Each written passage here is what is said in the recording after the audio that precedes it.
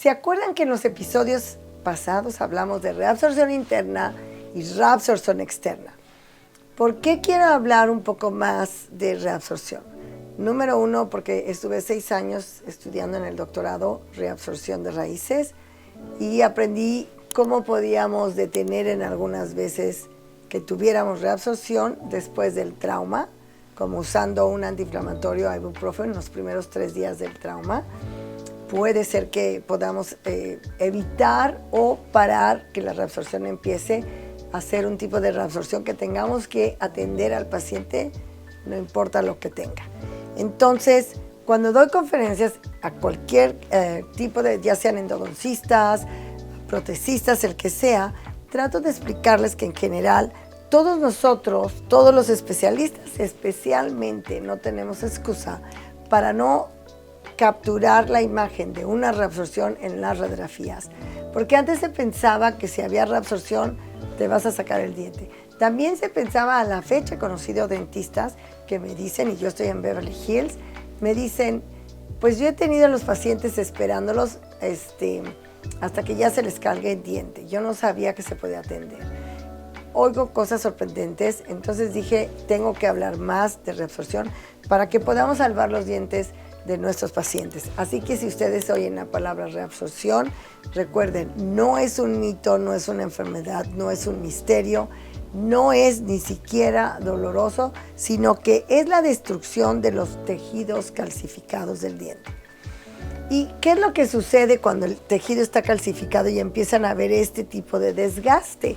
Es que las células empiezan a destruir poco a poco todas estas partes internas del conducto y empiezan a comerse la raíz que está calcificada hasta que llegan a pelar tanto ese tejido calcificado que va a llegar al nervio y entonces sí continúa multiplicándose la presencia de esas células hasta que te destruye todo el tejido calcificado.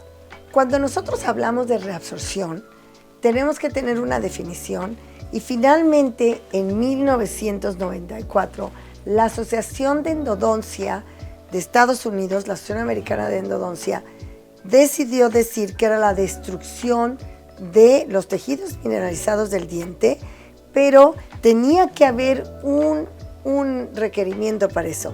La raíz tenía que haber estado como desnuda, como que no tuviera células del cemento alrededor para que pudiera proteger a las células que van a querer destruir el diente. Recuerden que les dije, las células que creen después del trauma que tienen que venir a reparar y empiezan a destruir el diente poco a poco.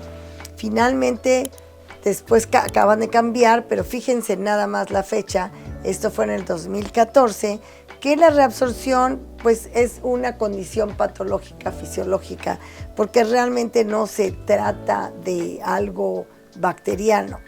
Por eso les presenté en episodios pasados esta figura, porque durante mi doctorado yo lo que hice es estar analizando las moléculas que estaban dando la señal para que la reabsorción empezara. Sobre todo siempre son las citoquinas, que son moléculas inflamatorias, y las vemos siempre. Imagínense, todo esto es lo que pasa adentro de una célula, nada más una célula. Todas las células que están juntas en los vasos sanguíneos, imagínense, trabajando con una coordinación tan perfecta del organismo que ahora, en la actualidad, están en neurociencias tratando de estudiar estas moléculas, cómo trabajan en cuestiones del cerebro, a nivel cerebral, en actitudes, en manera de comportarse, el ser humano, etcétera. Entonces, esas moléculas que tenemos en una célula, con todas las células trabajando, ayudándose unas a las otras, nos van a crear la señal para que se produzca la destrucción, que de repente fue aquí el trauma y se empieza a destruir aquí el diente por dentro. No está perforado nada afuera, pero cuando hay una destrucción por fuera, como si lo hubiera tenido una mordida de rata, eso quiere decir que es reabsorción. Y tenemos, por eso le llaman interna, externa, algunos cervical, cada quien sale con su clasificación, la publica y entonces podemos utilizarla. Pero recuerden bien, Si ustedes tienen un trauma por accidente, que se cayeron, o tuvieron tratamiento de ortodoncia, que duró 4 o 5 años en lugar de 2, que estuvieron apretando mucho, que no tomaban radiografías, ustedes pueden siempre preguntarle a su dentista si les puede tomar una serie de radiografías de toda la boca a los 6 meses que tienen sus frenos para ver cómo van, si sus dientes reaccionaron bien o no al tratamiento de ortodoncia y si se les indujo a la producción de reabsorción interna o externa. No es nada más que los frenos lo ocasionen, sino que el cuerpo tiene que estar predispuesto a poder contestar las moléculas que tienen que estar abiertos los receptores alrededor de la célula para que empiece la situación de destruir el diente. Así que tiene que ser un trauma y tiene que haber células inflamatorias, como se los enseñé anteriormente. Solamente vamos a encontrar la reabsorción que creen con radiografía. No es algo que le dolió al paciente. Me decía alguien, ¿cómo me doy cuenta que tengo reabsorción? Y yo les decía en otro programa, bueno, a una pacientita me dio una idea, dice que se metía el dedo y que entraba en un hoyito que tenía ahí. Esa es una. La otra es decirle a su dentista si puede buscar bien alrededor de los cuellos de su diente, que son estos. Si hay algo que se les vaya a atorar, este es el cuello del diente, no es como la nuca de la corona. Porque si la reabsorción se parece a algo así, la destrucción, se les va a atorar, ya sea la uña si está aquí puesta, o se les puede atorar en otro lado de la raíz. Si está más abajo pueden bajar ustedes o la higienista sentirlo. No es bacterial, recuerden, esto es una destrucción que está dura, completamente dura, y además no es bacteriana. Pero también, si ustedes no se cepillan bien los dientes, van a tener la reabsorción, si tienen algún problema sistémico, o como dice el doctor Marcos Capasalo, puede ser otro tipo de condiciones que nos puedan ocasionar, que todavía no sabemos.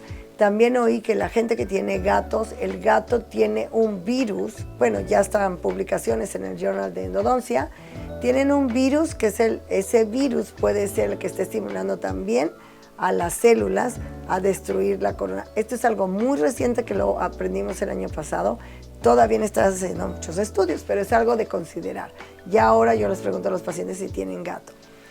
Ahora, seguimos haciendo todo el estudio en general del frío, del calor, y aquí nos vamos a enterar a poner el diagnóstico, pero como nosotros como doctores vamos a hacer estos estudios, ustedes tienen que estar bien al pendiente que les hagan todo el frío, el calor y que hagan la búsqueda y que después los manden a hacerse un CT scan.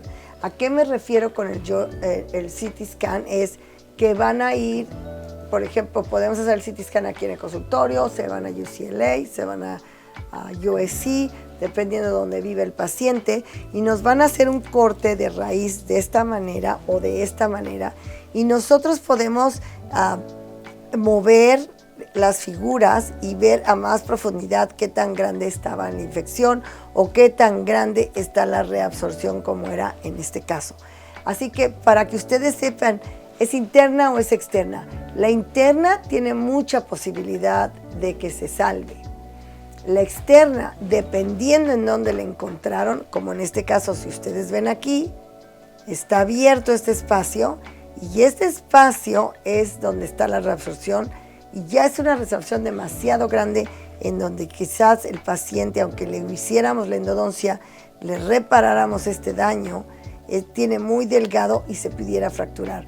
Yo he hecho en alguna ocasión un caso casi parecido a este, a menos que sea el papá de una alumna mía, que hasta la fecha tiene el diente, tiene 20 años o más, y lo que hicimos fue hacer la endodoncia, poner el material que yo uso, que es J-Restore, y mantener al paciente en observación.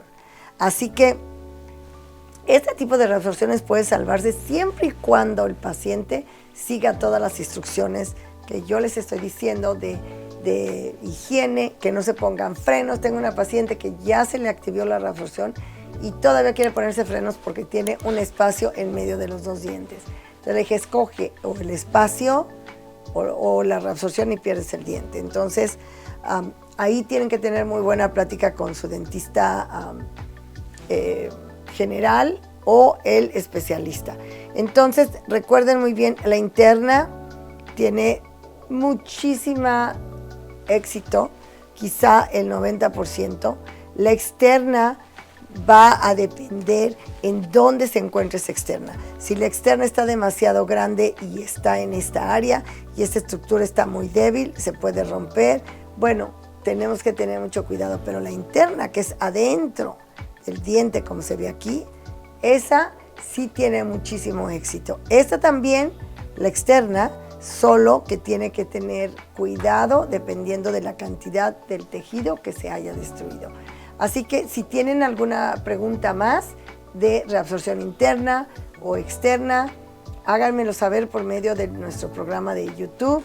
También se pueden comunicar con nosotros en la website con mi nombre, encuentran los números de la oficina, con gusto les puedo dar un tipo de más información. Yo tengo haciendo esto por más de 20 años, tengo bastante éxito en estos tratamientos y he dado algunos cursos a dentistas que quieren aprender del tema y cómo diagnosticar, que es bien importante, y cómo planear el tratamiento. Así que para ustedes que son pacientes, cuando vean que tienen frenos o van al dentista, siempre pregunten, doctor, ¿puede checarme si tengo reabsorción interna o externa?